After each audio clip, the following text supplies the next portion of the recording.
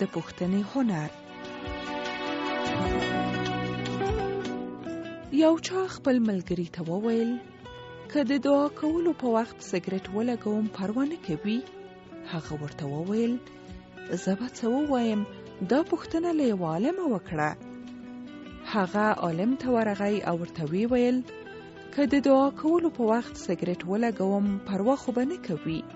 عالم ځواب ورکړ پام چې دا کار ونه کړې، دا بې ادبي ده. د چې د عالم ځواب واورید خپل ملګری د هغه له نظره خبر کړ. ملګری ورته وویل خیر دا خبره سرچپه کېدای هم شي، ورشه له عالمه پوښتنه وکړه چې د سګرټ څکولو په وخت می که زړه دعا ته وشي دعا کولی شم؟ دی یو ځل بیا عالم ته ورغی او همدا پوښتنه ورنه وکړه. عالم ځواب ورکړ هیڅ پروا نه کوي، دعا په هر حال کې ښه ده.